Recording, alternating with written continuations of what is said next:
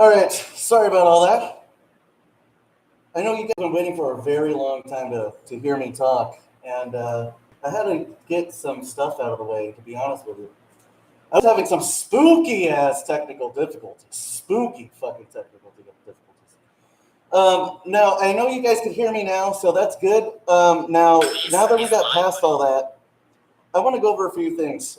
First and foremost, we are about to go through some spooky ass games. That I can tell you.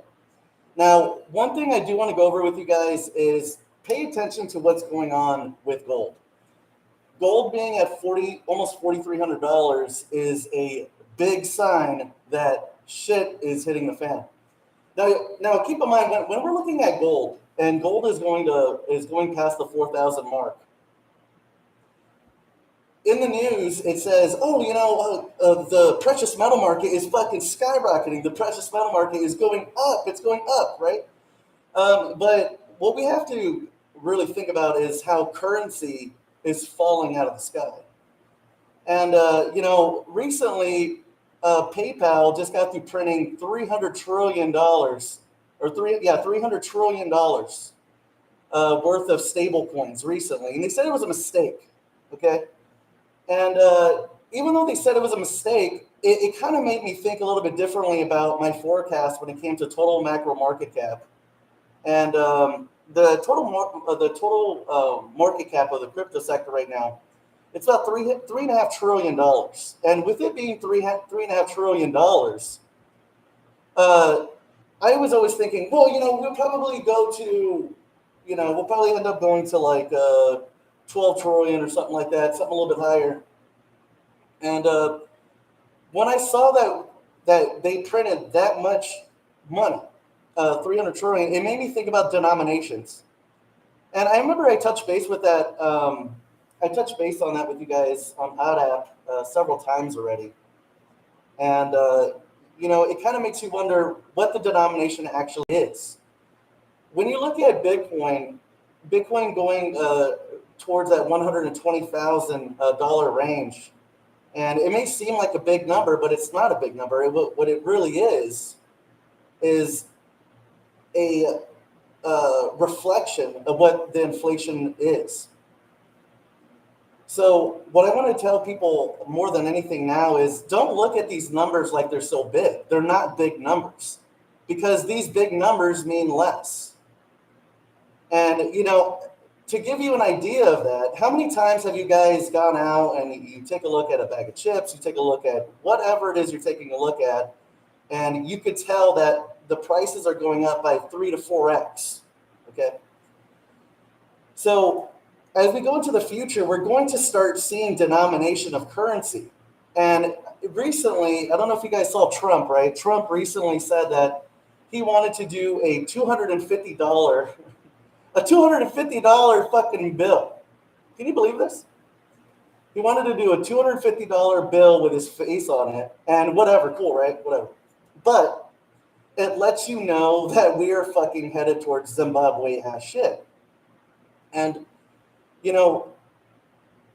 over the past 5 years, we've always heard the term, we're going to go through a financial reset. We're going to be going through a financial reset. And it's not a reset in a way where you're resetting everything, starting over from zero. It's not that. It has nothing to do with it. What it really is it's a price resetting of assets. And the price resetting of assets has a lot to do with showing the true value from the dollar to what the asset is worth today based on the depreciation of what the dollar has gone through already. We're about $38 trillion in debt. We're going up in debt roughly $1.2 trillion a year, doing nothing. That's what that printed, okay?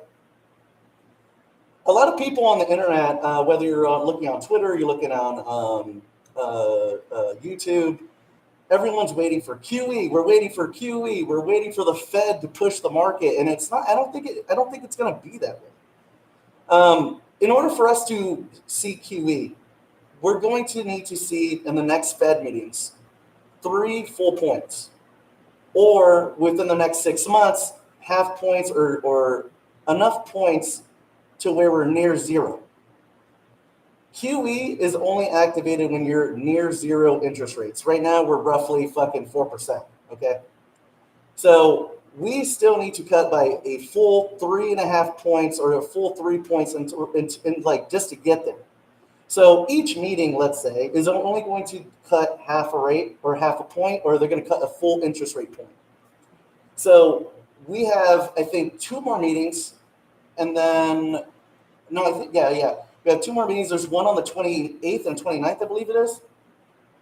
But we need to see full rate points being cut. And that's going to get us closer to that goalpost of QE. But no matter what we do, keep in mind, because I know a lot of you say, well, when's the market going to go up? When's QE going to happen? Or when will that happen? Well, realistically, every Fed meeting that we go through, is only going to be able to cut half a point. Sometimes they're doing a quarter point, or if we see a full point, that's a lot different. But still, you have to take a look at how many Fed meetings we are going forward. So you're still looking at months ahead. You're still looking at 2026 if we go towards this QE type of narrative, this QE type of perspective. But here's the thing: we don't need QE in order for the markets to go up. And I talk about this on ODAP a lot, that a lot of people have this idealism that the 2020 cycle was something that's what every cycle is. That's what crypto is always going to be. It's always going to be every crazy weird, like they have this idea or this pattern, this pattern brain that no matter what happens, we're always going to go through some sort of crisis every 4 years based on Bitcoin, basically. Like stupid shit. But the problem is a lot of people have only been in investing since 2020, or they've only been through one cycle. And 2020 was not a real cycle. 2008 was not a real cycle. These were catastrophic crashes based on force majeure.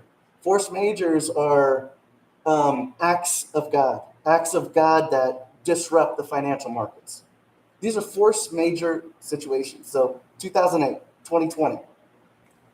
And these are outside of what regularly happens in a full cycle. A full business cycle is anywhere between 8 to 10 years. So think about that. The real cycle started in 2020, and it's been going on since then. And it'll probably go on till 2028. Will there be fractures in between? Yeah, absolutely. But the point of the matter is when you're investing, it's a long marathon. It's a long, elongated process. But going back to, you have the narrative of the QE, but the other narrative that I've been talking to ADAP about is the fact that there's no reason to be holding U.S. treasuries. There's no reason to be holding U.S. bonds, because the inflation rate supersedes the interest generated by yield to investors. And foreign governments, I feel, are going to intervene in the FX market. And they have every reason to. They have every reason to intervene in the FX markets. If you know that the dollar is depreciating and the inflation rate percentage is higher than the yield that you're getting back to invest, you're going to dump your treasuries. You're going to dump these bonds in order to liquidate at today's USD price. Today's USD price is like, I think 95. It's like, it's 98 cents. It's like 98.5 cents, some shit like that.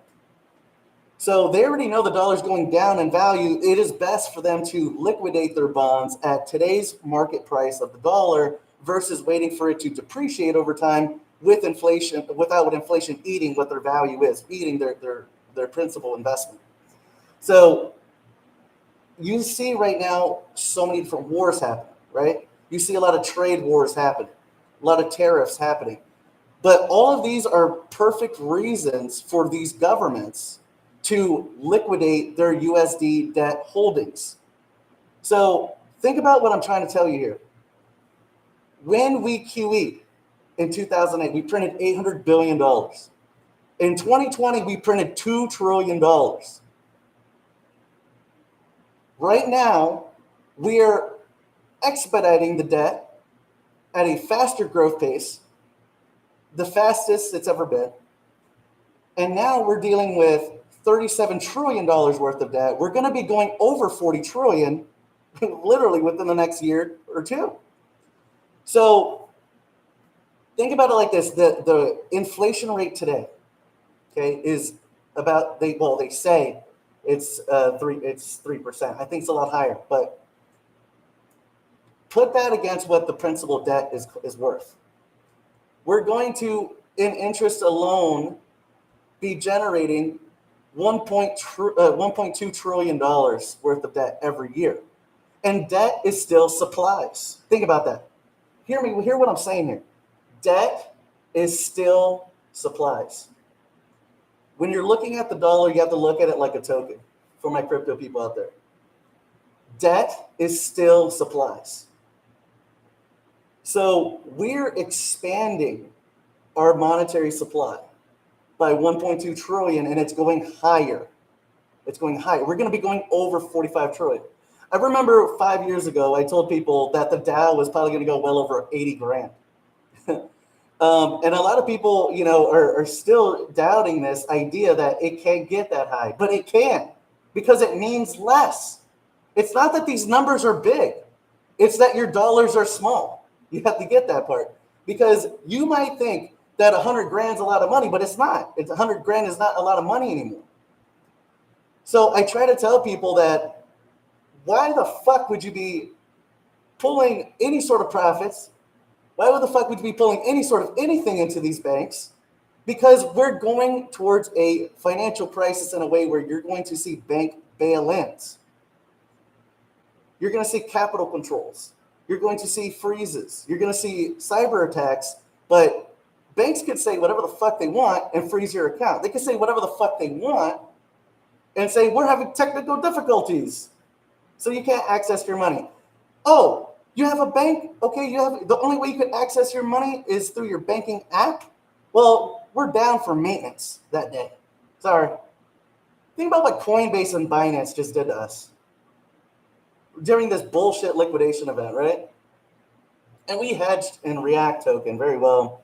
And it's going to be a fucking banger for sure. It's going to be a 400x banger. But the thing is like, when you start to really realize how outside of control we really are between these exchanges or these banks, it really puts into perspective why you need so many off-ramps, why you need so many on-ramps, why you need self-custody, why you need a digital wallet, why you need to maintain control of your own money within your own custody. And for those of you that are fucking around, do not be putting all your fucking money in one fucking wallet. You need to be spreading out your wallets. You need to be there's no reason to put all your shit in one engrave. Do not fucking trust this fucking asshole at Ledger, okay? Ledger is have you guys seen this fucking guy? I would not trust this motherfucker at all. But again, remember when all this bullshit was going on with the liquidation event? Binance froze, Coinbase froze. Nobody could access their money. Nobody could put in a buy order. Nobody could put a sell order. It costed everybody so much money. I couldn't even buy the dip because fucking Coinbase was jerking around. They literally disconnected my fucking card twice. They disconnected my card twice, my bank account twice. I had to reconnect it, and then error, and I couldn't even do shit. So when I look at all this shit, I think about these fucking banks, okay, and what they've been doing. Because if you go on the news right now, they're freezing accounts over the dumbest reasons. A guy took profits. He deposited 40 grand into his bank account. You know what the bank did? They froze his fucking account for months for fraud alert. And that's the shit they're saying now. That's the bullshit that they're saying now. They're going to say, well, we had to freeze your account because we thought there was fraudulent activity going on. No, bitch, I'm just making fucking money. What are you talking about? So I'm starting to realize that these banker lizard fucks are not our friends at all. And neither is CZ. He pretends to be an angel when he's not. Neither is this bald-headed fuck at Coinbase. Tries to pretend to be our friend. He's not.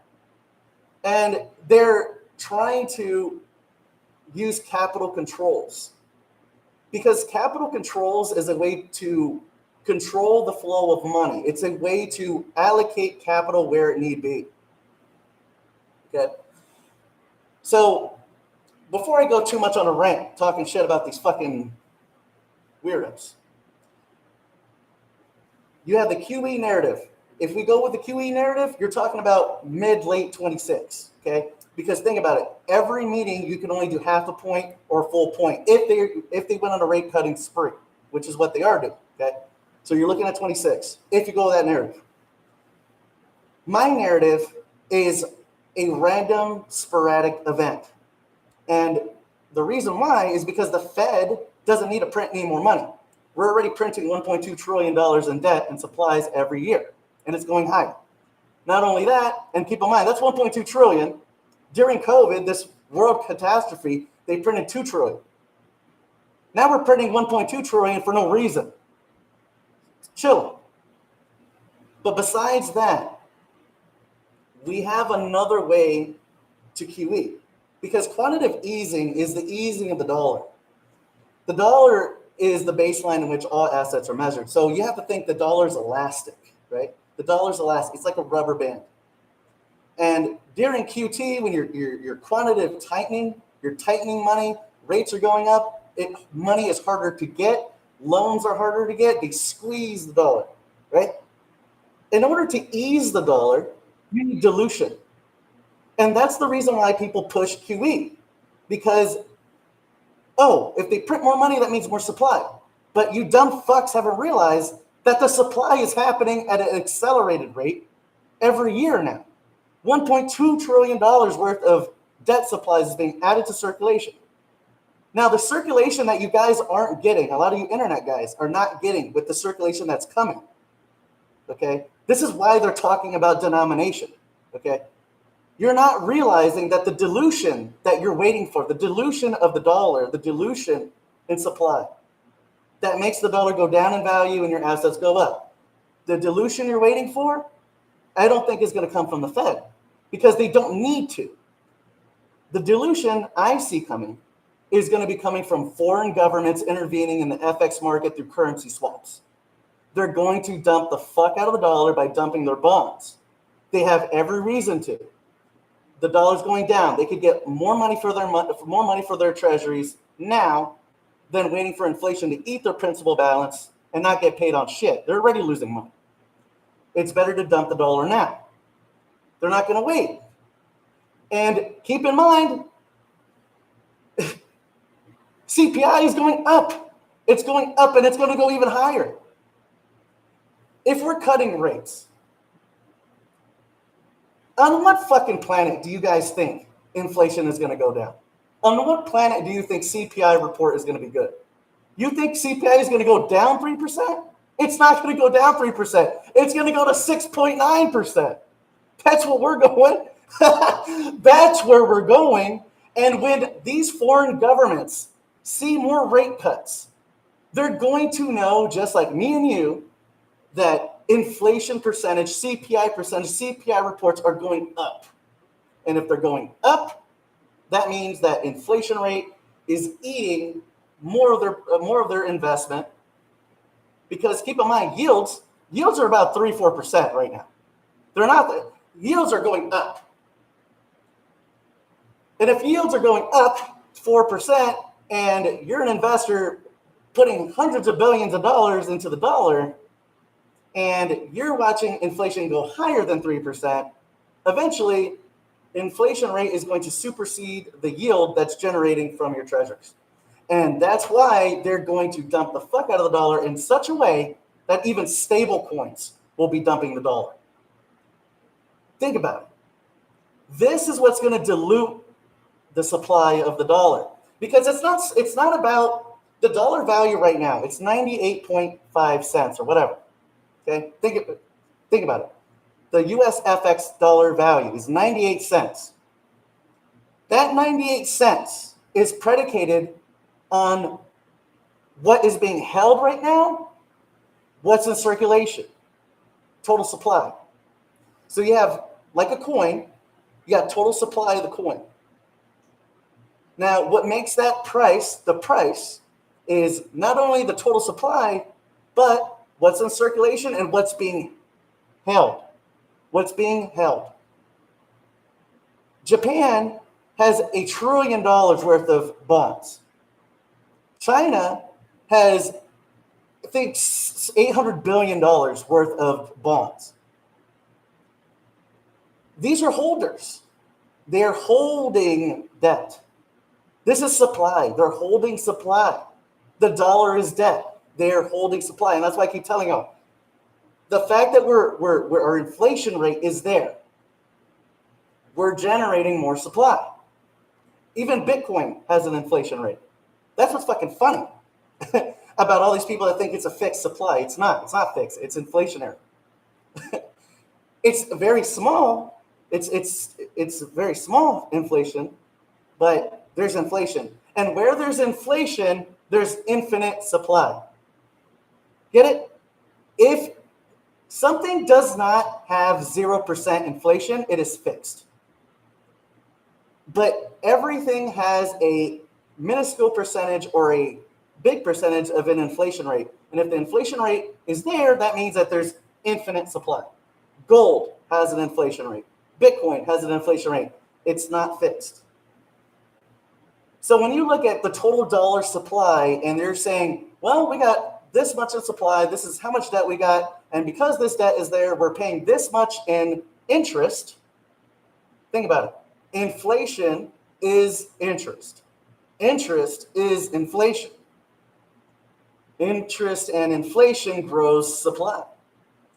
So you're going to watch the dilution not only happen from interest, aka inflation, by $1.2 trillion every year, but you're also going to see the dilution of the dollar from the liquidation of people holding the dollar, these foreign governments from holding the dollar. So we don't need essentially QE. We don't need QE because think about it. The whole point of easing the dollar is when you stretch the dollar out, you're stretching the supply. So what they're going to do is they're either going to QE sometime next year, probably over the next 4 or 5 months at some point, but in 4 or 5 months, that's when shit starts, QE starts. Or you're going to have foreign governments intervene and dump billions of dollars into circulation, and billions of dollars into circulation is going to drop the value of the dollar. And then it's going to be whoever gets to the fucking door the fastest. And it's going to happen. So I feel, and keep in mind, governments are not your friend. Governments are never your friend. They're here to rob you, okay? They love you, right? They love you in the sense that you're cattle. They love you in the sense that they mine you, okay?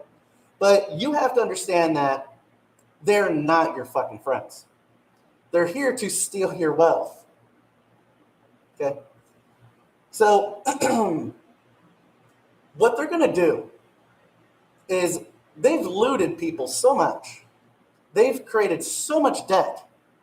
And every government has done this. You could look at every world war. You could look at so many different countries, so many different empires, and there's so many different historical similarities, if not the same. But they all do it. They borrow and borrow and borrow and borrow till they can't borrow anymore. So what they do is they create more inflation in order to take advantage of the assets they already have. So they go backwards.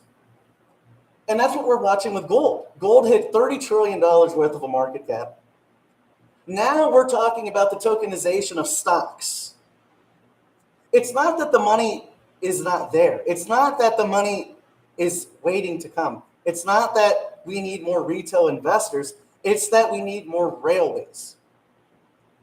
And this is kind of why I felt like I was wrong when I was like, oh, we probably hit 12 trillion, something like that.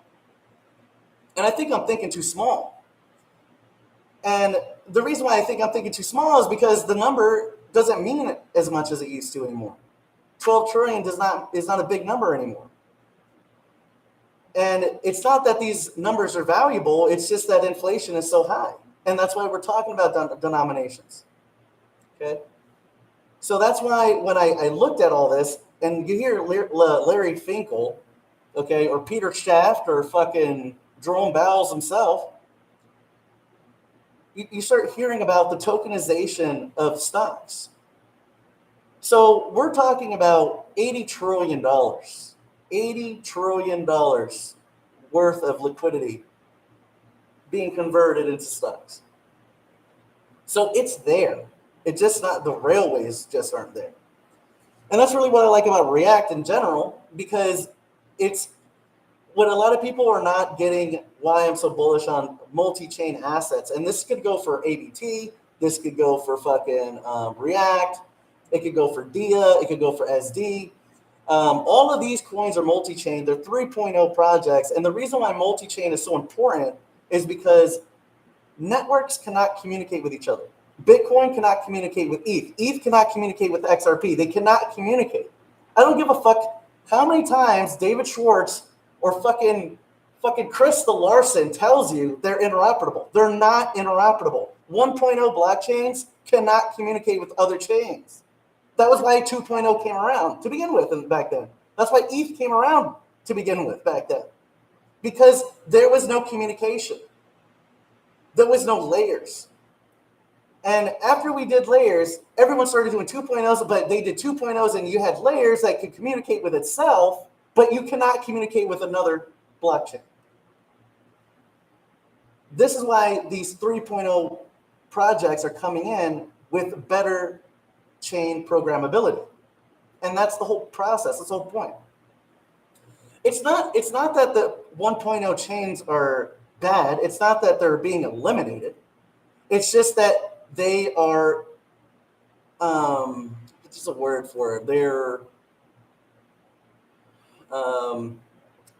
not, there's a word I'm looking for. I want to say inferior, but it's not, because they're not. It's not that they're inferior. They're just ledgers. You know, they're peer-to-peer transactions that are recorded on one ledger. You know, and that's it. But when you start getting into these multi-chain assets, you're talking about chains that could put a communication cord between one network to the next, and that's the whole point of this whole process. Because interoperability is the whole point. The reason why the market is so divided right now, and the reason why you see a lot of communities all fucked up, or you see tribalism to begin with, is because you can only communicate in one spot. And I don't know if any of you have ever done business like me. I've done business with crypto for a long time, where I will send money to a worker or a service provider, products. You guys have done different things with crypto and stuff like that, and we do the peer-to-peer transactions. You guys already know what that's like. And a lot of times, what do we run into if you're dealing with someone international? They say, well, I don't got Coinbase. Oh, I can't get a hold of ETH. Or, you know, like Americans, a lot of Americans, they can't access Tron. They can't access TRX. They can't access Binance. You have friction. And that friction stops communication. Money is communication. If I can't do business with you, I cannot communicate with you. So cryptocurrency is a form of communication. Money is communication. Because when I want you to do something for me, I communicate that by paying you to do it. And you communicate to me by providing the service. But we have no business to do if our networks can't communicate, if I can't pay you. And that's why multi-chain projects are so important, because it creates communication between networks. And when you create communication between networks, you're creating community-to-community communication. And this is kind of how the entire world's going to get pulled together. And this is how they're going to form that one world government. And it's already here. And I always tell people, you know, I really think we're so fucking smart. We're so smart, aren't we, right? We're so smart. You know, I remember when all of us first got into crypto, we would say shit like, it's private. And I remember I was like one of the first people to say, this is the most not private shit I've ever seen. This shit is like ultimate surveillance. What are you talking about? And that's what this is. It is ultimate surveillance on one system. And you see it happening all around you all the time. Now more than ever, as an American, you're going to hear about fucking all these other fucking countries besides yourself. You're in fucking Great Britain hearing about what the fucking sand people are doing. We're hearing about all these things, and we're like, why the fuck are we talking about this? And it's because everything's the same. It's all connected already. But in order to have a digital economy, you have to have full communication between all networks. All railroads need to connect, and that's what they're doing. Everything needs to communicate, and that's why these 3.0 chains are there. It's not that they're better. It's just that they're a particular gear that we need to expedite the future that's here. Okay. Now, going forward, it is crazy to me that, and this is kind of a random topic. I'm going to deviate from financial stuff real quick. I want to talk about something political with you guys. I don't know how much I need to stress to you guys that they are not your fucking friends. Okay, they're not. They're just not. And I know a lot of you, it's good to have hope, right? It's good to have hope. You put that in Jesus, because that's the only hope you got. But there is no hope. There is no hope. Okay. I see the rise of a lot of nationalists, a lot of nationalists. I see the rise of different conservative movements. And if you guys notice, it always circles back into the same shit, right? Like if you go to the right, you go to the right far enough until they say, well, do you support this sand person or you support that sand person? You go to the left, circles back, you support these sand people or you support those sand people. It's always circles back into the same shit. But not only that, let's look at it from a financial perspective now. It still circles back. It still circles back into this communistic view. It's going to circle back. Because in order for you to be a nationalist, you have to be a socialist. In order for you to be a socialist, you must be a communist. And for how long have the patriots been talking about, oh man, fuck all these commies, right? All these conservatives. But that's what's happening, because you cannot become a nationalist without supporting and loving your government, right? But it's your homeland, right? Whatever. But a country cannot perform nationalism, okay, without engineering the social aspect of things, the nationalist, and also without nationalizing companies. And I told you guys about this. I told you guys about this in 2019 and 2020. I was like, the country is nationalizing, because what's happening is they're cutting off all these imports, exports. They're cutting out all these countries that we work with that give us products. So that means that we're going to need manufacturing here. So cool. That sounded great. But then when COVID happened, we started seeing the U.S. government take 1% stake ownership, 1% equity stakes in different companies, like 3M, Kodak. I forgot the other one they just did. Like, they are taking percentages of companies. You're watching the government nationalize assets. If fucking Uncle Sam knocks on your goddamn door and says, hey, buddy, you got a good company right there. I got a deal that you're not going to refuse. And now they got an equity stake in your shit. And I will be really fucking honest with you. If the government comes to your door and says, we just want to own 1%, I could promise you they own the whole thing. They will be the strongest 1% equity holder ever. They will literally... This is what's funny. This is what I'm trying to tell you guys. They're nationalizing companies already. That means that at some point they're going to nationalize money. Your money. Your fucking money they're going to nationalize. And how are they going to do that? You have all these fucking Q-tards and these fucking retarded patriots that are so uneducated, they can't even see 10 miles down the road. They only see what's happening in their face. They don't see further ahead. Because we're so smart, right? We're so fucking smart that the nationalization of money, our money, that sounds bad, right? It sounds bad, like obviously, right? It sounds horrible. But if you package it into something cute and say, well, you know what? The Federal Reserve, those are bad people. Those are very bad people. Look what they've done to us. So we're going to nationalize the Federal Reserve. You know what they just told you? Do y'all know what they just told you? They're nationalizing your money. And granted, there's evil for evil here, but at the end of the day, you're talking about capital controls. You're talking about the allocation of capital based on what the fuck they want. Maybe you might get a stimmy check. Maybe you might get a stimulus check. Maybe you might get UBI. But you have to spend it within their time frame, and you need to spend it on what they want you to spend it on. But not only that, we're talking about some other shit too. We're talking about socialism. We're talking about where the dividends are coming from.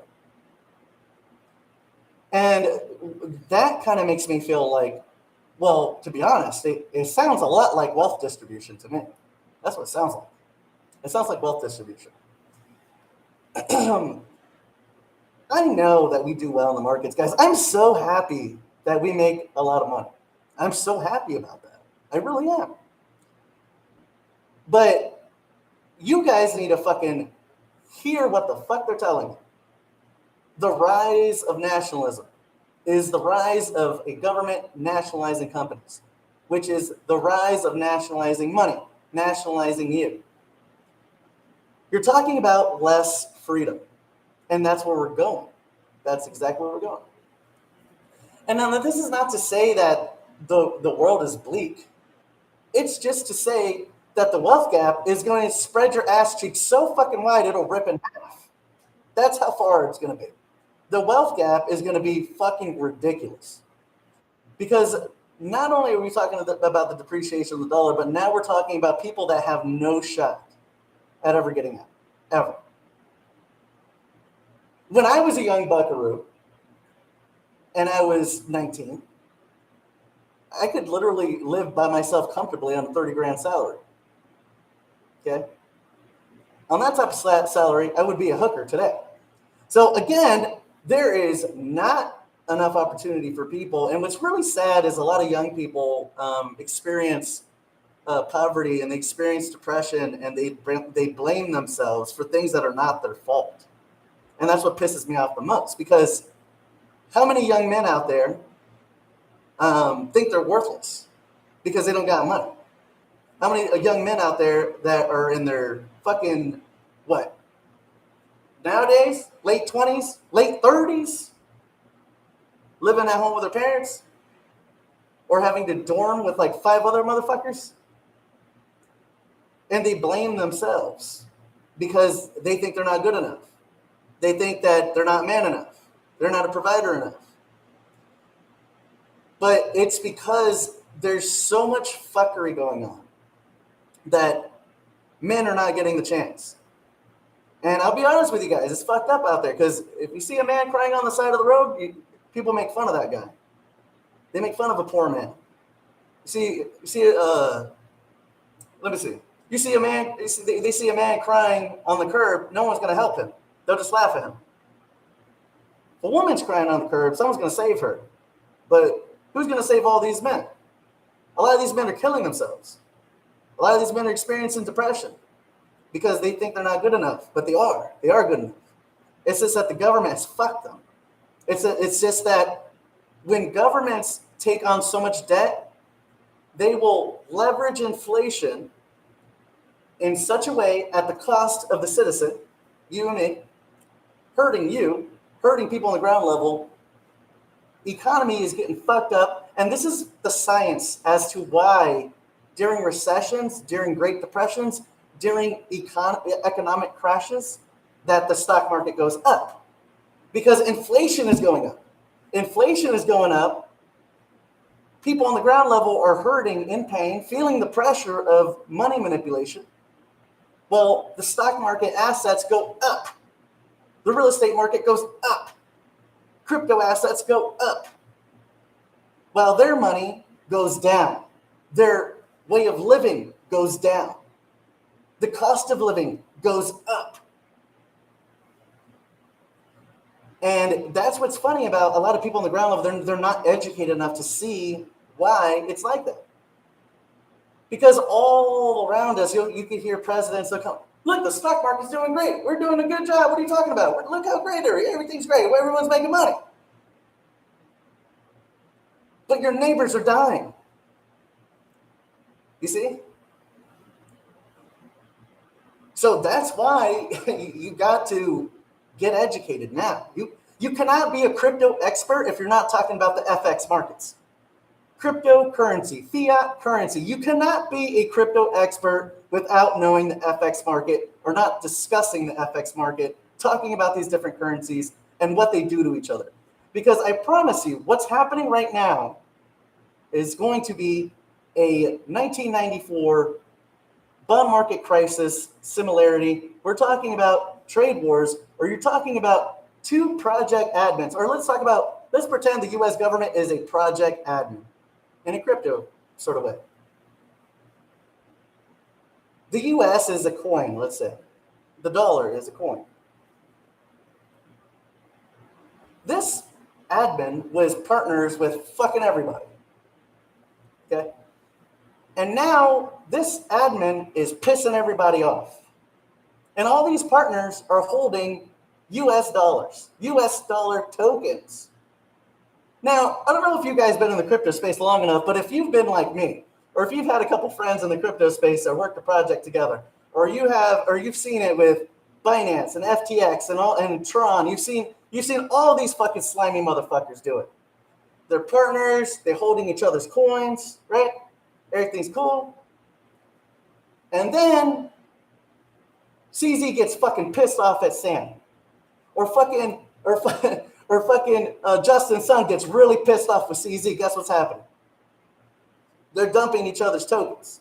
So what's going to happen is these foreign governments are going to get pissed off enough and they're going to dump this dollar because A, it's financially smart to dump the dollar. B, the US is fucking literally encroaching everywhere. And I'll be really honest with you. We're living in weird times. Because when you see a government waging war everywhere, that's kind of when you know that everyone's already attacking us. That's when you already know that there's fear. When I see a kingdom fighting everybody, I see an afraid nation. I see a scared country when they're fighting everybody. When they're flexing, they're scared. And that's kind of what I'm seeing more than anything nowadays.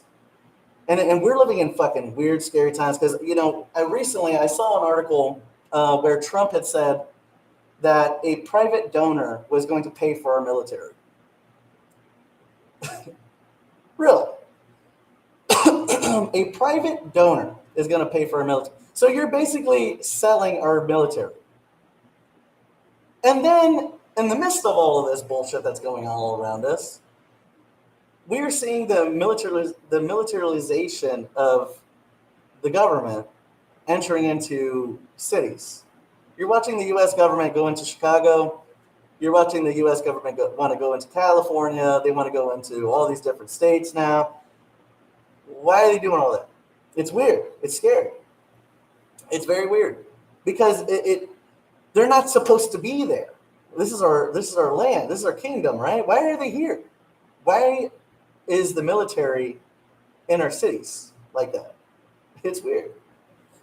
So it's just something I wanted to share with you guys, just a little bit on that.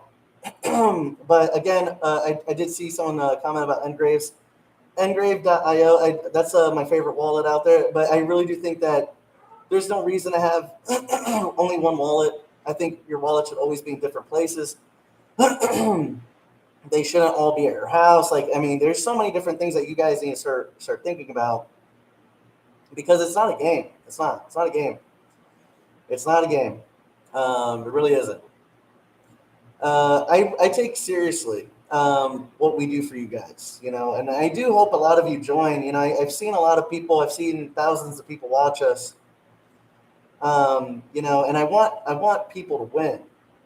But more importantly, the only people I care about is NYC. I only care about NYC people. Those are the people I care about. Only. Everybody else could go to fucking zero by tonight. Okay. And I'll be really fucking honest. I don't give one fuck if Israel is a fucking nuked by tonight. I am never going to sell React tokens. Okay. React tokens are going to explode well past rings. Okay. We literally saw every fucking backpack Teletubby fuck ass kid on YouTube and Twitter and all these other stupid ass places talk about everything in the fucking world, calling 69 goddamn picks a fucking week because they're broke. And we're watching it, guys. This is why they were fucking robbing you. This is why they're scamming you. There's no reason to have a pick every day. There's no reason to have every other pick or a new pick every fucking week or 5 picks a month. There's no reason for that. Because all that tells me is they're consistently setting bull traps and then rugging you. And then, oh, here's another one, rugging you. Here's another one, rugging you. You can't do that if you have one pick and you're talking about one pick for a long time. Or you're talking about 5 picks for a long time, whatever. You can't do that. Because you only get to go in there once, right? Especially as an influencer, you only get to buy something once. And then you can stack or whatever. But at the end of the day, before you make that call, of course you're going to buy first because you're the one that found it. I agree with that.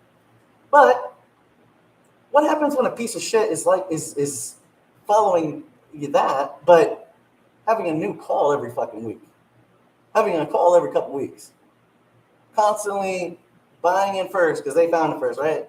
But constantly doing that, and they're robbing their audience. So it's no wonder there's no testimonials. There's no wonder you only see one guy rich. See, what I love the most about NYC Network is all of us are balling. All of us are doing a good job. We take care of each other. And the best part about the cult, I'd say, is I'm probably the poorest person there. Probably. Or maybe one of the poorest people there, I'd say. And I love that. I think that's the greatest thing. Because you motherfuckers are greedy. The greediest. The greediest I've ever seen. But my point is that's what it takes to create a network. In this industry, you're going to be 2 people. You're either going to be an entertainer, an audience generator, or you're going to be a builder. You're going to be a networker. And what I do is I am here for a network. And I've said this for a long time that this is not a regular channel. It's not. Because these are more like conference meetings. These are more like Zoom calls. This is more like me telling you that this is a fucking network. I talk to my people every day. Every day I talk to my people. A lot of people still ask me to this day, where you been?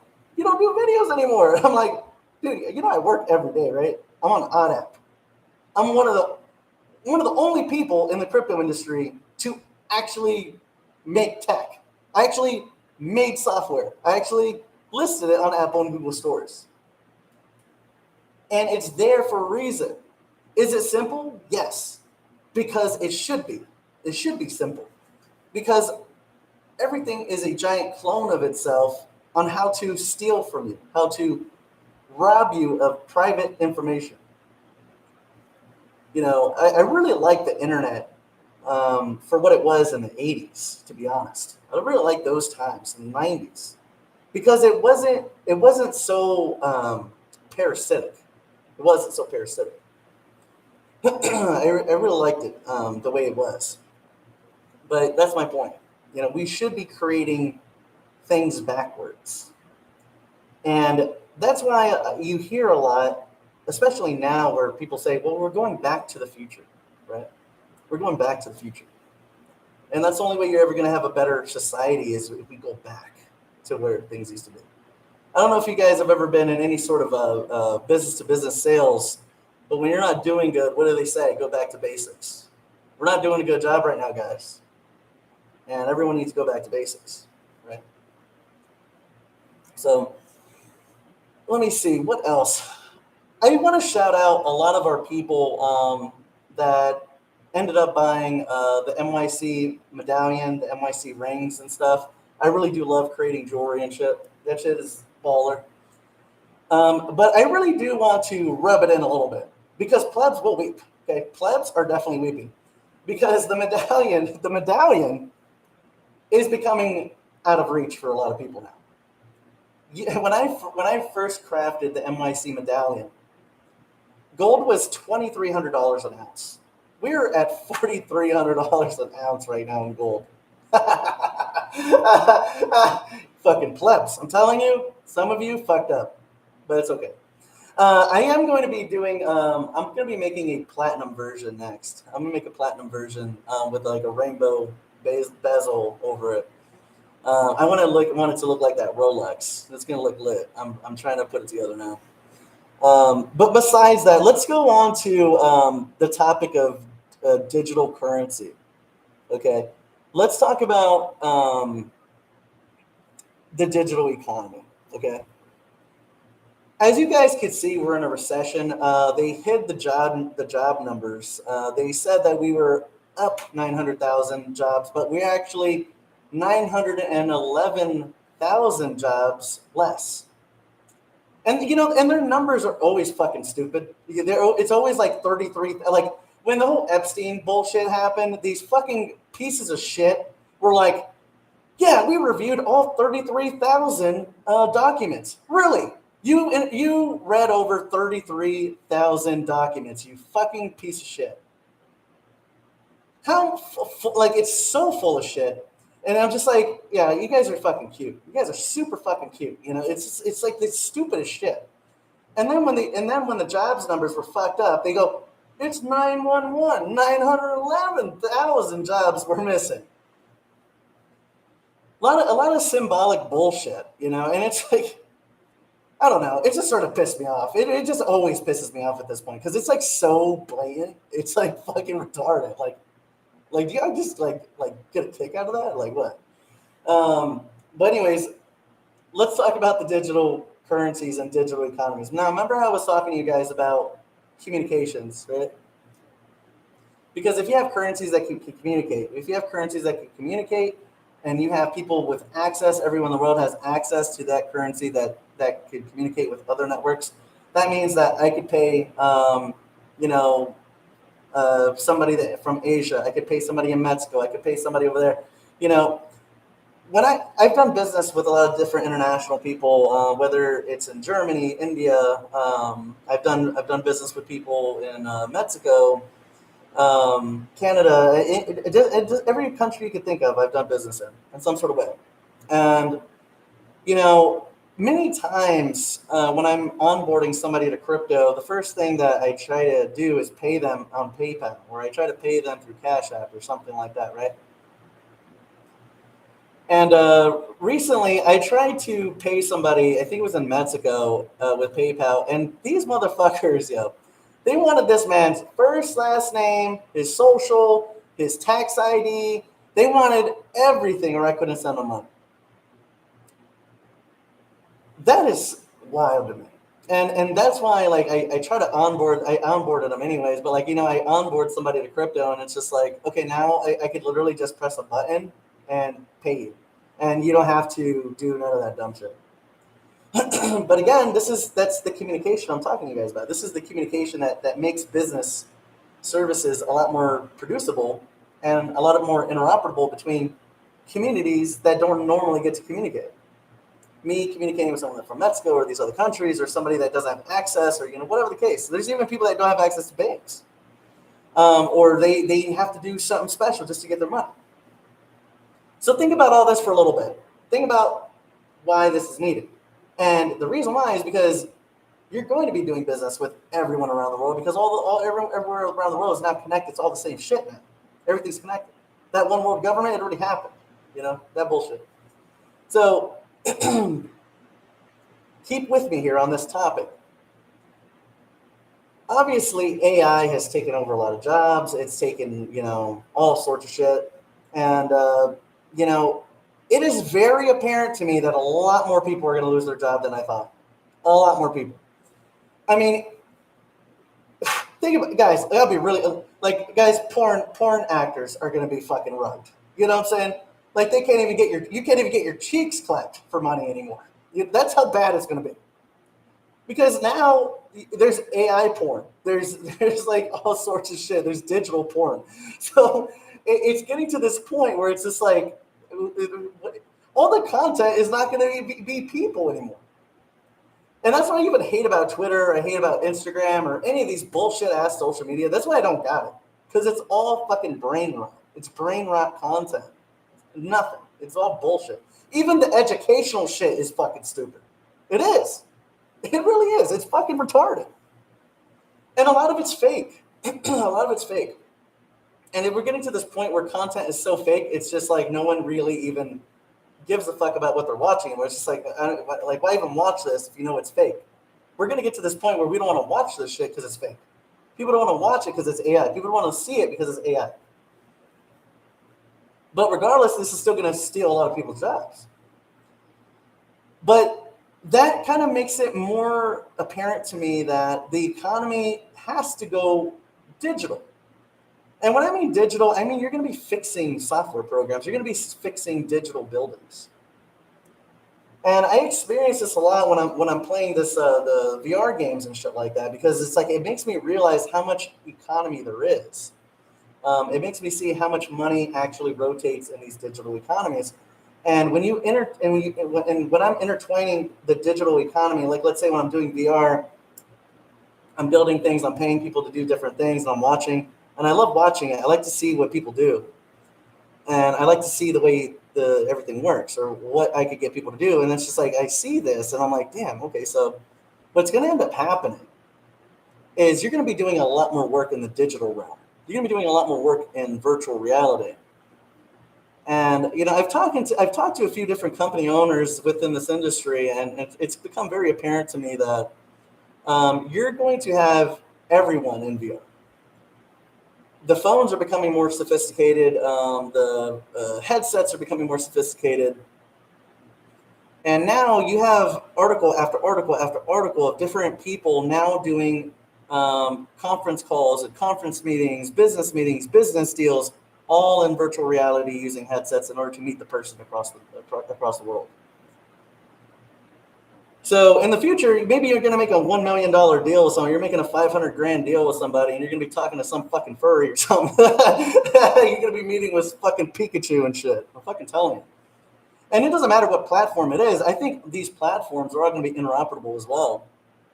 I think we're going to get to this point in virtual reality where you will get your digital identity. You're going to get a digital identity that follows you everywhere. And that digital identity will be interoperable between different platforms. And those platforms are going to be your way of communication. You're not going to get in your stupid fucking car every day anymore. I mean, guys, they got robots doing construction work now. If the Mexicans can't fucking steal your job now, it's over for them. Okay? Fucking robots are here. It's fucking over. Even Uber drivers are fucked. The fucking Door Dashers are fucked. Okay? They're fucked. Because now you have autonomous vehicles deploying. And if you have autonomous vehicles deploying, you don't think it takes a lot of effort for the store owner to sign up, and then a little drive-through of automated cars goes through, and then they fucking put your bag of fucking condoms in there and you're ready to go, and then they drive it to your crib? It's happening. But that's my point. It is so many fucking things.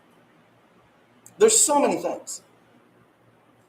But again, this is why I think that a lot of the work that humans are going to produce are going to be polishing the efforts of AI. We're going to be polishing what AI makes. We're going to be the lackey. But not only are we going to be polishing what the AI does for us, but we're also going to be fixing when things break in the digital realm, or when things need to be built. You're going to be doing that. There's digital real estate already. What I have is digital real estate already. And when I'm playing with, I use cryptocurrency. I intertwine these two things, and now I see it clearly. Because When I first thought about cryptocurrency, I was like, okay, yeah, cool, digital economy. This is it, payments. But I did not think it was, no, bitch, it is digital everything. Your fucking life is going to go digital. You're dead ass getting plugged in. And that's really what it is. That's what's happening. And I see it now more than ever. And like, I take a look at the hours I'm spending working and doing all this bullshit, networking and building shit, you know. I see how many hours I'm doing, but then at the same time, I'm watching how many hours the service providers are spending to build. Because I don't pay attention to only myself. I pay attention to people I work with too. You know, I watch what they do. And when I'm watching them work and I see how many hours they're putting in, they're not getting paid a lot of money, but they're putting in crazy amount of hours. And I'm wondering how this happens. I even wonder sometimes, how the fuck am I staying up so late? Seriously, because I don't sleep. And these fucking headsets are wild, man, because what they do is these you know what's funny? They tell you you should never have your fucking eyes close to a screen. Now they put this bitch right in your eyeball. But this is what I'm saying. The reason why people can stay up, I mean, it happens with your cell phones too. When you're looking at a screen, the blue light in the screen actually tricks your brain into thinking that it's daytime still. So you actually stay up longer. And that's why a lot of software developers or people that work on computers, they stay up for long periods of time because the screen keeps their brains in that daylight time. So, you know, think about that for people that are working now. So now when I'm looking at people working, now that's when I'm like, damn, dude, these are crazy amount of hours that we're working. And a lot of these people are not getting really all that much money. But then I think, well, fuck, this is probably what they really want out of everybody. Maybe you're not going to have to go to work in a car anymore, but you're still going to have to put your headset on, and you're going to have to be working crazy hours. And you know, and granted, to create a business, to create a company, working crazy hours is a promise. But even for the people that are not doing that, I've seen some crazy hours. So you know, it's just something I've been really thinking about, because now it's like, okay, you have digital properties, you have digital services, digital products. There's different assets you could buy. You know, you have the company Unity. You have Unreal Engine. Like, think about Unreal Engine for half a second, guys. Unity, Unreal Engine, like all these platforms. These are all companies that are trying to open source things in such a way, because you need a playground to create products. And it merely makes me wonder who even owns these people.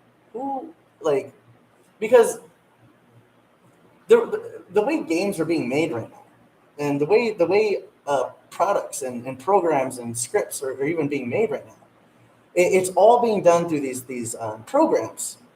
Like, it's just it's just like you know, a place for resources to make products digital. So when you think about this, it kind of puts in perspective that now and in the future, you're going to have to need these different types of platforms to create your own products, so that way you could go sell something or you could go make something. And I really wouldn't underestimate these robots. I really wouldn't. I wouldn't underestimate the AI. You know, I've never used fake followers or fake subscribers, fake views. I don't like none of that bullshit. And 99% of everyone in crypto does it. 99% of everybody on social media does it. They use fake ass numbers to make it look like they're popular, and they're not. And I've never been about that, because I believe in humans. I believe in humans more than anything, you know.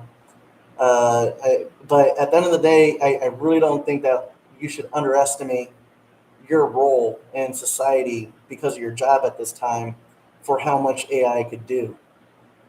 And AI could do a lot, especially with algorithm. So I really think a lot of us, as you guys continue to stack and you continue to do what you need to do, you really need to consider what career you're going to do for yourself and your family, what kind of company you're going to be creating. A lot of our people within the network, we consistently talk about, you know, sure, we have a few moments where we discuss or we're happy about what we're buying when it comes to assets, or, you know, whatever it may be. But we have those conversations where it's like, yeah, we need to become producers. And the number one reason why a lot of investors fail, or a lot of people in general fail at investing, is because they can't survive. A lot of people, they don't have money like that, so they buy whatever they can and they just sit on it and hope for the best. They don't stack more. And this is kind of why I told a lot of people, like, if you're going to be in this industry, or you're going to be if you want to be an investor, you want to get, you want bigger things for yourself. You need to continue producing income. You need to continue building, creating things. You need to continue doing so much for yourself, because you can't just sit there with your hands on your ass after you buy a bag and just sit on it. You got to continue producing. The number one reason why people can't survive to begin with is because they don't replace the money that they're spending, because they don't got a job, or they're not doing shit or whatever. They're not producing, so they can't replace the money that they spend. So they start taking money out of their bag, out of their investment, and slowly but surely, you steal your own future. You steal your own success from yourself, because you are lazy, or because you're hoping for a miracle. And this industry is not miracles. This industry is a lot of blood, sweat, and tears. This industry is being murdered several fucking times, just to get things done. It's a dangerous industry. It's a dangerous industry to be in, because it's your life. There's a lot of people that lose everything in this industry, or there's a lot of people that only got a little bit to lose, and they try to go in and it doesn't work out. But that's why it's so important to continue producing, even though you have a bag. You can't live off the market. You live off the market, you're going to rob yourself of your own future. So keep that in mind, guys. Let me try to think of anything else I could talk about. I want to make sure I cover everything. Obviously, I'm bullish as fuck on React. And guys, again, like we had a very big meeting several months ago, and I said, look, I like all the picks that we've been talking about. I'm still holding them. We're still gonna keep doing our thing, but in regards to marketing, we need to hyper focus on one, and that's it. And then from there, we'll handle marketing strategy as we go further with these other ones. And the reason why I picked React is because React was the cheapest of all of them, and it was the best one for me to get everybody in. Everybody could win in that. And the reason why I did that is because you have to really think about, like, for instance, Column SD and DIA were about 27, 30 cents. And me personally, I always want to make sure I have at least 100,000 tokens of every pick. You know what I'm saying? But there's a lot of shrimp out there. Not everybody can afford 100,000 tokens of particular picks. I mean, you look at DIA at the time. Like, DIA was, for you to get a proper situation in that, you needed 30 grand. Same thing with SD. I think Arc Block around that time was still $1 something, or 80 cents, or whatever. If I go by that same rule of thumb, okay, well, you're gonna need 80 grand for that position. You're gonna need $121,000 for that position. So for that reason, I looked at React and I'm like, hey, this is something that everybody could win in. This is something that everybody could get a decent amount of tokens in and still change their life, or still do something great. And that's really what I'm here for. I want to make sure that we bring our people up from the ground level. I don't really like, the larks on Twitter and stuff like that. I don't like none of them. I don't like none of that shit. I really don't like the fake shit that's going on in this industry. Because it really does piss me off. It really does. I get sick and tired of these fucking pieces of shit always lying about everything, because it's like it's misallocation of capital. The reason why influencers are such fucking fake fucks is because they use bots and robots to fluff their subscribers and their view counts. They use it to fluff up their views or whatever, their likes, all those things. They do it on Facebook, Instagram, and whatever. And it's misallocated capital, because they do this because they want to entice your investment, because they want you to think that you should be investing with them because they got this amount of views or this many followers or whatever. But in reality, they don't have fucking nobody watching them. They only got like maybe a couple thousand, or whatever. Because this industry is very small. It's a very small sector. It's still very small. The sector is probably, I would say, 90% smaller than what you think it is. For real, it really is. It's really funny because, like, The wallets are fake. The volume is fake. Exchanges are fake. The fucking orders are fake. And all of these things are to entice investment. It's misallocation of capital. It's fraud, in my opinion. Because like if you're, let's say I'm a marketing company, let's say, right? And I have a fake ass page of 300,000 followers, and I get a lot of views, and it's all fake. And you come up to me, hey, I see you have a good marketing firm. Yeah, look at my numbers, pretty good, huh? Yeah. All right, you have to pay for those types of numbers, buddy. And then you're gonna be like, yeah, I really want, I want your help. How much is it? Well, will it work with me? It's gonna be 50 grand because I got that many followers. You know what I'm saying? That's a lot of bullshit. It's misallocation of capital. And the same thing happened with Elon. Elon, when he purchased Twitter for $4.4 billion, he fucking realized he's a fucking idiot. He realized that there was not that many humans on that goddamn server. There's not that many humans on that platform. It's all a bunch of bullshit. He thought he was buying a bunch of users. He was not. He was not. Would it be smart for him to launch a lawsuit on who he bought it from? No, because then his 4.4 billion investment would be over. So he has to make people think that there's a lot of people on there and make people think it's valuable, but it's not. There's not a lot of people on there. It's just not. But he was probably one of the best examples I could think of how fucked up capital could be if you don't know what you're doing. Think about the influencers doing this though too. You know, they make you think they got a herd behind them, so you go and buy something and it's all fake. Oh wait, here's a good crypto example. So there was this fucking I don't know what the fuck this guy is. He's like, I don't know if he's like black or Dominican or I don't know what the fuck this guy is. He looks like a fucking tool bag, like complete douche. And he wears the most cheesiest outfits, cheesiest ass shit. And somehow, some way, he has millions of subscribers. And no one's heard of him. No one's heard of this guy. He was like, they were like calling him the influencer of the year in crypto. And I'm like, nobody knows who this guy is. No one knew. Everyone thought it was so funny. They just played along with it. But still, it was like, that's the best example right there in crypto, where you could see that legitimately everybody could tell it's all fake.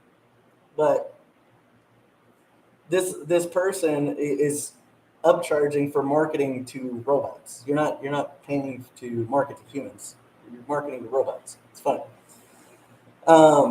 But yeah, these are just some of my gripes in the digital realm with like fake numbers and all that other stuff, you know. But it is fun. But again, I do always want to do right by our people only. I really do. I want to do right by everybody. And I do want to give people opportunity to join us. You know, I want to make sure that I'm not here for an audience. I'm here to create a network. This is what this is about. This is about creating a network. Okay, it's a Whales network. I don't really give a fuck about an audience. I don't really give a fuck about entertaining people. I don't give one fuck about making a call every fucking 5 days or 6 to 9 days. I don't give a fuck about none of that. I care about making a fuckload of fucking money and then networking with big dogs. That's what I care about. And that's what's made us so successful. We're probably one of the smallest, hardest hitting motherfuckers ever in this goddamn sector. Also the greediest, for sure, the greediest. Now, keep in mind, guys, when you're looking at React token, you already know the total supplies, and you also know what the circulation is. And the circulation does expand, and the circulation is also predicated on holders. Circulation does not mean, it's never meant this. And you know, I don't know who started this. I don't know what Teletubby uneducated fuck started this miseducation. It really pisses me off when the pretend experts on crypto pretend so hard that they are actually miseducating you. If coins are in circulation, that does not mean that those coins are sold coins. It does not mean that those are coins that are sold. It literally means, like, seriously, this is it. It literally means that those coins are outside the deployer. That's it. No more, no less. Can you add more circulation by staking or supplying LP? Yeah, because you're going to take ETH, you're going to take React, the ERC20, and you're going to pull it. And when you pull it, you're adding circulation into the system. And that's what pisses me off about a lot of people. They just don't get that. Okay.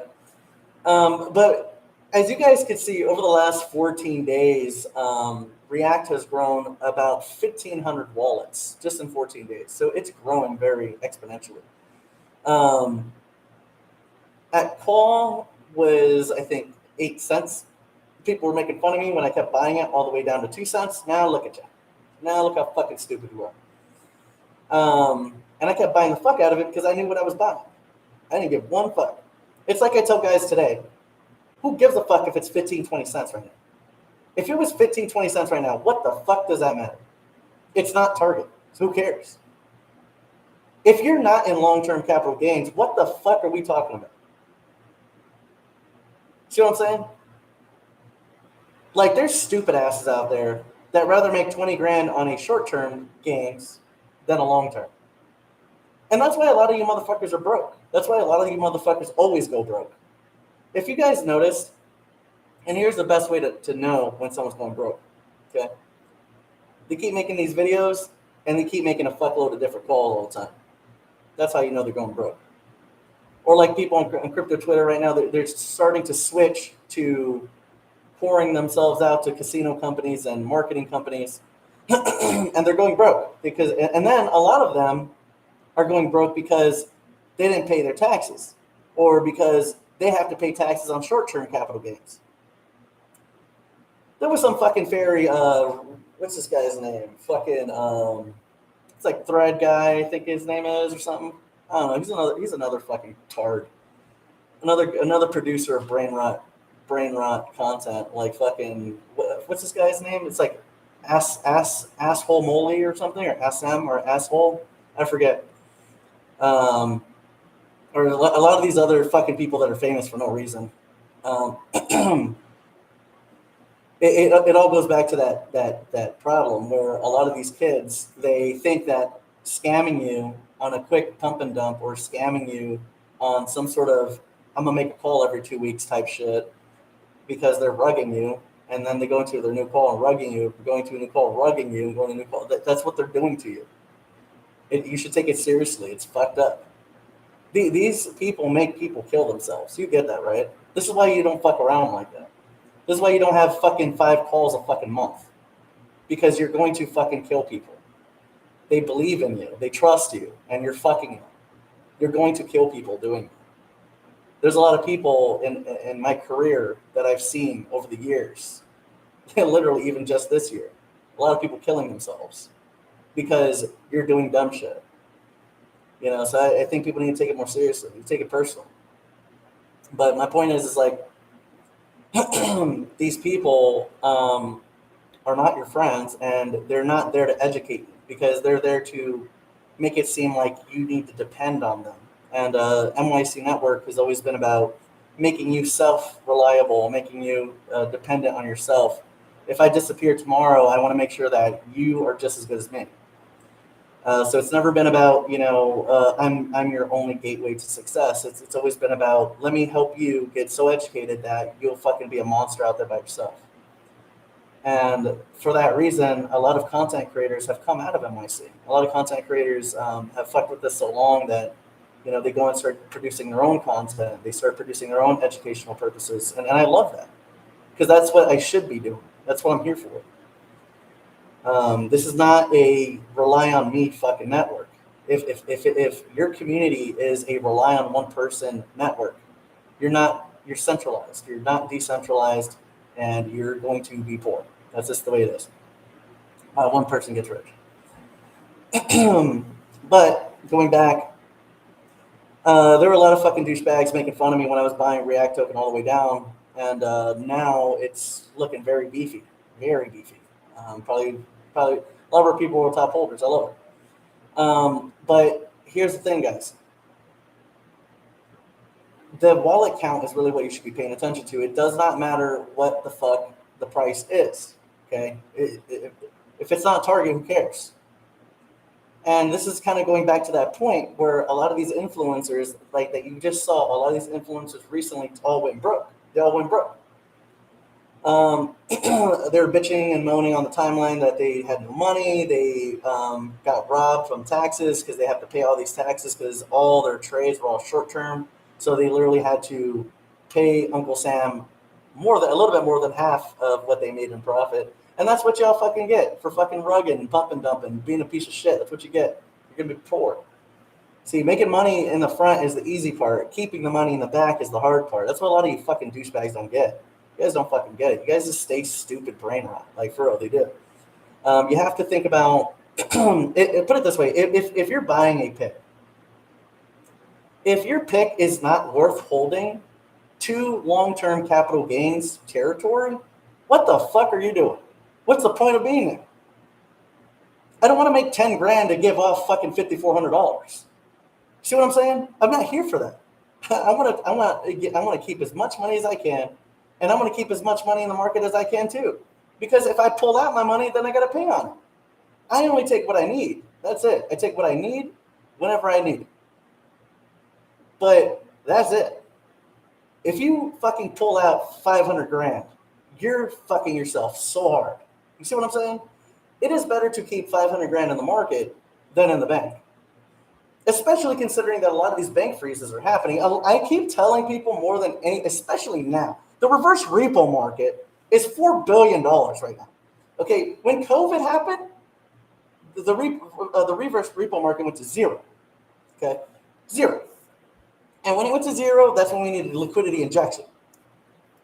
We liquidity injected the fuck out of it, right? Now we're sitting at 4 billion. I don't really know if this is, I don't know if it'll be a catalyst. It could be. Foreign government intervention in the FX markets can be a possibility. QE, to be honest, is very unlikely to get to where we need to get. It really is. Like, it's not. I just think that a lot of people have this idea that's just like, all right, we only need this, and this is the only way we're gonna have a bull market. And it's just like, no, I really don't think a lot of you understand the situation that we're in.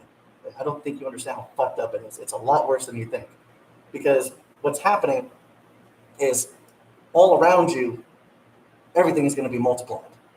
I'm talking X's on X's on X's on X's on X's on X's, and not in a good way. Not in a good way. Not in a good way. Because think about it. Shit is going to get so fucked up that this go around, we're going to have the least amount of market participants. Me and you. We're going to have the least amount of market participants ever with the highest prices. Let me give you a good example of what this is. The real estate market. There has never been less buyers ever. There's never been less buyers ever. There's never been less people in the market. Yet the prices continue to go up. And that's what's going to happen to the market too. The market is going to be the same way in crypto and stocks, stuff like that, especially now, because like I said, buying a pick, holding the pick, and making money on the pick, that should be the easy part. There's a lot of retards out there, and so they make it hard on themselves, but that should be the easy part. The hard part is surviving the chop. The hard part is maintaining a sustainable level of income so you do not need to grab into your investment. That's the hard part. The hard part is not living off the market, because if you live off the market, you're going to steal your own future. So the hard part is why a lot of people fail in this industry. They fail at becoming investors because they fail to continue producing income, because in their brains, these monkeys, they'll sit there and say, well, I'm just going to buy this pick and I'm going to sit on it. I'm not going to stack it. I already got a good bag. I'll just wait here and hope for something great to happen. And then that's it. Then everything seems right. It seems okay for a month or two. Then they start realizing they're going broke. They start realizing, damn, I need some money. Oh, man, I really would like to go on this trip and well, let me just pull out of my fucking portfolio. And then it goes to this point where it's like, well, you know what? I need some food and I'm running low on money. Let me pull again. And they're not replacing the money that they're spending, so they keep dipping into their pot until they're fucked. So that's the true hard part, or the hardest part about being an investor is surviving without touching your back. So continue producing your income, but continue stacking too. And I tell people on OddApp a lot, and if you're not on OddApp is on Google and Apple stores. MYC has been running for over 6 years now, motherfuckers. And we have gained a very substantial reputation in the crypto industry. Um, there's, and I'll be really honest with you. I appreciate everyone that supports us, they support me, support my community. I love a lot of you. But let me tell you this, a lot of you, I don't fucking like at all. I think a lot of you pieces of shit. We don't like you. A lot of us don't like you. We are probably very, what's a good word for this? We're not inclusive, okay? We're not inclusive. There's a lot of Mickey Mouse ass motherfuckers in this industry, so, they could go to hell. But for a lot of you that have been around me, I do appreciate you guys, and I love the content you guys produce. But I do want to just say that you guys got to focus now more than ever. If you are becoming patient, I say this on OddApp all the time. Again, if you are not on OddApp, join it. It's on Apple and Google stores instead of watching Mickey Mouse motherfuckers on YouTube all the time. Go to Apple or Google stores. You'll find us there, OddApp, all right? But I was talking to everybody and I said, if you're becoming patient, that's because you stopped stacking your bag. If you were becoming impatient, that's because you stopped stacking your bag. You bought whatever you could, now you're sitting on it. You're not doing anything. I get paid twice a month. If I get paid twice a month, I'm buying crypto twice a month. So why did you stop stacking? You see what I'm saying? Why are you, like, do you think your money is better in the bank? It's not. My banks fucking hate me. They really do. Because I keep the bare fucking minimum in my bank accounts. They all could go suck a dick. A fucking long curved one. And not in a good way. So my point is you cannot trust these banks. Guys, they just froze somebody's account for depositing 40 grand worth of profits. And there's people that have hundreds of thousands in these banks. I really don't see a point. There's really not a lot to buy. Think about that. There's really not a lot to buy. Why do you need 100 grand in your bank account? Really think about this. Why would you need it? So to me, it's better in the markets. There's literally no reason for that. The only time that I'm gonna need 100 grand is if I'm gonna go buy something that's 100 grand. I'm gonna deposit it and then I'm gonna make that purchase right immediately. But other than that, there's no reason. You could literally buy just about anything that you could possibly need for less than fucking 2 grand, 5 grand, 10 grand. I mean, not even that. Literally, not even that. I would say you would not need a lot at all. Your bills, whatever. You really don't need a lot of money. Every month I only keep whatever the fuck I need in there. That's it. If I'm making a big purchase, I'm buying a Rolex. Sure, I could deposit 20 grand, and I'll fucking buy my Rolex. But besides that, there's no reason for me to deposit that much money. There's no reason for the bank to be a custodian of more than $1,000 worth of my money. I'm telling you, like max. You know what? Max, I'll keep in there 6,900 max. Okay. But yeah, definitely do not trust these lizard fork-tongued motherfuckers. Okay, do not ever. Now, guys, look. Don't forget to like the fucking video, you greedy bastards. I love each and every one of you. I don't do too many videos, but I do love doing them when I do get the chance. I've been doing very good, been doing very great, been chilling. I work every day. I work 24/7, 369 on OddApp. If you're wondering where I'm at, that's where I work every day.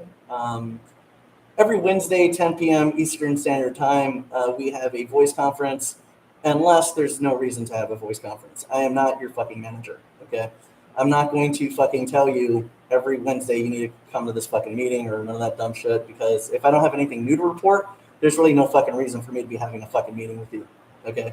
Like, literally, I've been telling people this for months. The last video that I posted, I was like, that video literally answers like so much shit. It's not even funny. See, that's what's cool about finance. Finance, you could see things like miles away, like years away. You see things just coming. Like for instance, the reason why I'm going to create a platinum medallion is because I'm going to 3x value whatever I make on that value. So for instance, if I'm going to create a platinum medallion at $1,700 an ounce, I bet you within the next year and a half, it'll be worth 2 to 3x what I melt value. So that's an example. So in finance, you could literally predict things. Now, granted, force majors happen. Granted, not everything is a sure thing, but for the most part, you could see things on a very you could see things at a good what's the word? You could see things on a pretty decent wide possibility scale. Let's say. So it's not. I mean, obviously, you can't predict things 100% accurately, right? But more than half the time, you could kind of read the, what do they say? Read the writing on the wall, But I do think there's a lot of things you got to look out for. I would continue to pay attention to the reverse repo market. I know a lot of fucking Teletubby fucks have only the education of QE. They base everything off of whatever they experienced in 2020 children, which is fucking stupid. But that's not a real cycle. That's a force major situation like 08, 2020. Those are force majors. It's not a cycle.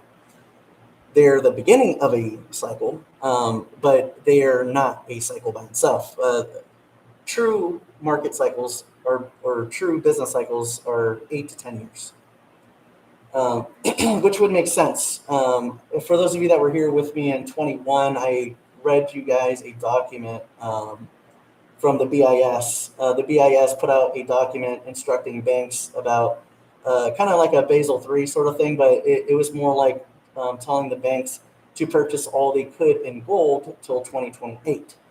And what that told me was, sure, it's a bull signal for gold. Gold's going to go up, right? But it let me know that they were projecting high inflation between now and the next 8 years. So I told our people that probably we'll experience high inflation between now and 2028, which means that that's the entirety of the cycle, the true entirety of the market cycle, until we get a bigger, like, super crash, I'd say. But other than that, just keep your eyes on the reverse repo market. It's at 4 billion. Once it hits zero, we got to see what they'll do. Does that mean QE will happen because of that? Does that mean a crisis will happen because of that? No, not really. Sometimes they could just let it deplete and leave it there. You have to pay attention to, if you do pay attention to the QE thing, obviously you're going to be looking at 2026. We have several meetings that could equate to at least 3.5 points off of where we're at. But again, this goes back to what I was telling you. If we're cutting rates anyways, and we're going to get there, cutting rates is going to make CPI go up. So if CPI and inflation goes up, then you're going to have foreign government intervention by dumping bonds. So you'll see a bond crisis. I personally think that we're going to see a bond crisis. Like, we're already in one, but it's going to be a full collapse of the bond market the more we cut rates, because as CPI goes up, the inflation rate gets closer and closer to the yield. And once it gets close enough to the yield, or once it supersedes the yield, then you're going to have a lot of bond investors dumping the US dollar into circulation. And we're not talking about a little bit of money, okay? When we impose tariffs on Canada, don't forget Justin Trudeau, this fucking douchebag. He got upset and he only dumped, I think, 50 billion or something like that. He only dumped like 50 billion bonds or something like that. And the dollar went down a little bit. It went down, I think, almost a full point. So let's talk about how much debt these countries have that are holding on. And Japan may look like an ally, but I don't think they're the ones that are going to get us eventually. But you're talking about Japan holding $1 trillion. You have Russia holding hundreds of billions. China hundreds of billions of dollars in debt, and they want their money back. And we basically told everybody, we ain't going to give you shit. And whatever you invested in us, the inflation rate's so bad that it's kind of eating at your investment anyways. Think about how big this market's going to be, guys. The numbers are bigger, but the value is smaller. Okay? Don't forget that. Because Trump did say that he wanted to do a $250 bill. That means that denomination is coming. And don't forget PayPal when they printed, what was it? Was it 300 trillion or was it 100 trillion or something? I had to look it up. I think it was 300 trillion. That makes me wonder what the real numbers are going to be in the future, because we're talking about denomination by a lot.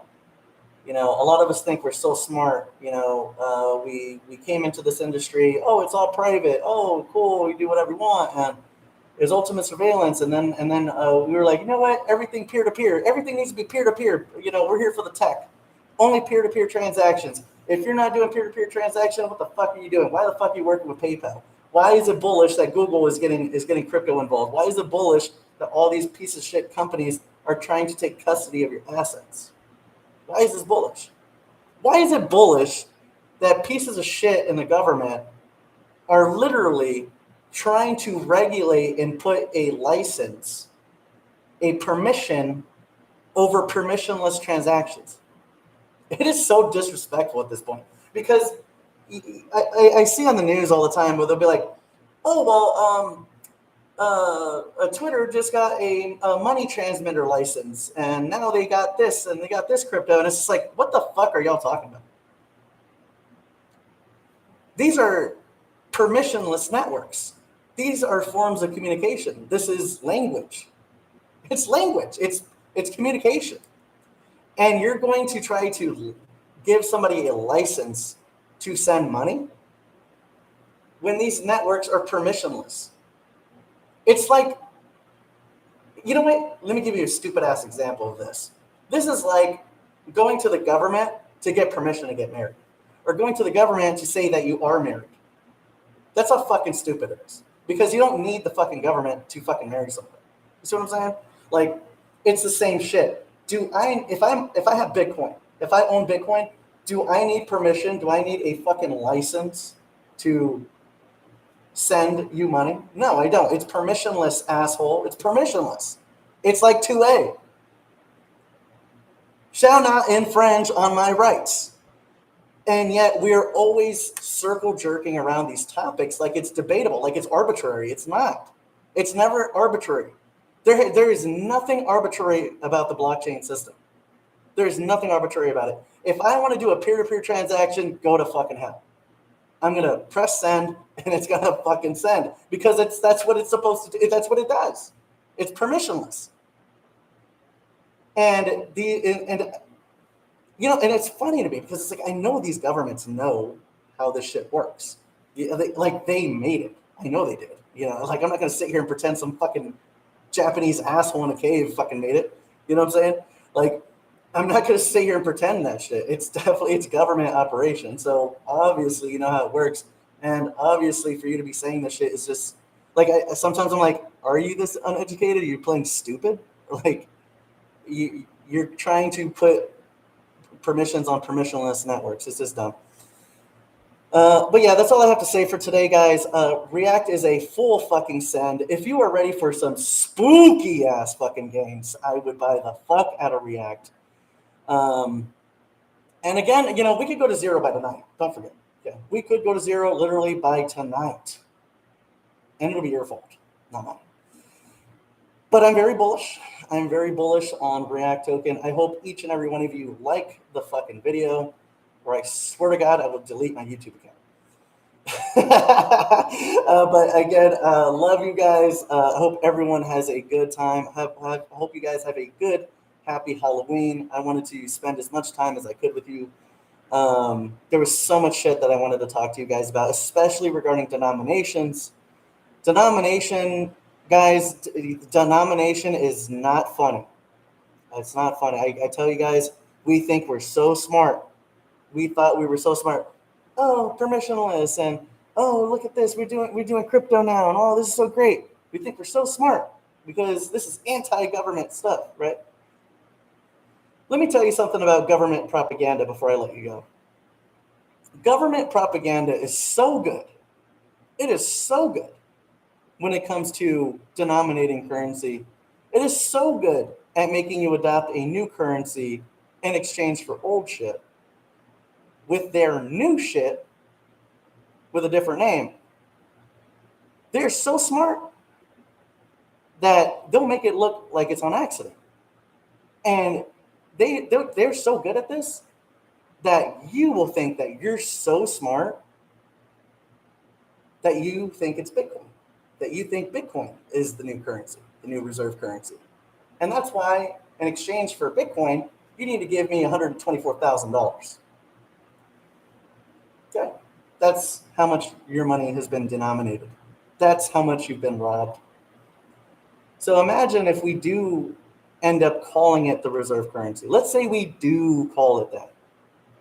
You do understand that is full acceptance of a new currency in exchange for a heavily denominated currency that you used to play with.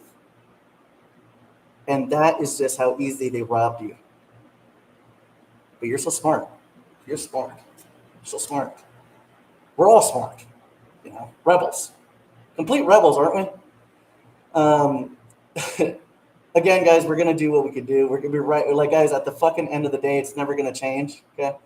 We're riding the devil's tail, but we're still going to be the first motherfucker through out the goddamn back door. And that's the way it's always going to be. We're riding the devil's tail. And that's it. Guys, full send react. Do not fucking fade that call. It is a banger of a call. The other calls are still fucking bangers. I'm hyper focusing marketing. I changed my marketing strategies, so I'm going to be more hyper focused on one at a time. React is that coin just guys. A lot of times, and I'll be really honest with you, this isn't financial advice. Okay, this is life changing advice. Okay, if you have a portfolio less than 50 grand or less than 100 grand, there is really no reason why you should have more than 2 picks. 3 at max. Okay. If your portfolio is only worth 20 grand, you should have only 1 pick. You really should. You're too small. You're too small. Too small to be having fucking 6 to 9 picks and all that dumb shit. You're not going to make money. And look, you don't have to listen to me. I just work here. Okay. I have 0 experience. But I'll be really honest with you. A lot of you are not going to make it. A lot of you are not going to make it. You guys think that these fucking losers on TV or on Twitter have real influence, and they got you by the balls. Like, a lot of you guys need to wake up to a lot of the bullshit, and you need to understand that this is really not a fling a bunch of shit at the wall and hope for the best type of thing. Okay, you need to know what you're doing. If you don't know what you're doing, you're gonna be sporadic. You're gonna be changing picks a lot, and you're gonna be hearing calls all the time and all that stuff. And all of that is just further and further affirmation that you don't know what the fuck you're doing. Okay, so take it seriously. And I promise you, there's really no reason for you to be having more than fucking 10 picks in your portfolio is like 5 grand, 10 grand, or some fucking minuscule shit like that. Okay. All right, guys, don't forget to like, share, subscribe. Don't forget to join ODAP. Okay. Join fucking ODAP or go to hell. I love each and every one of you. It's always good to talk to you guys. I will catch you guys in the next meetings, and I hope you enjoyed the video. And shout out to my brother. Shout out to my other brother, Dave. I love all you guys. I really like that you guys are always it's been with me since day one. And I'll catch you guys in ODAP, all right? So again, make sure full send react. Shout out to Ninja and there was another guy, I forgot his name.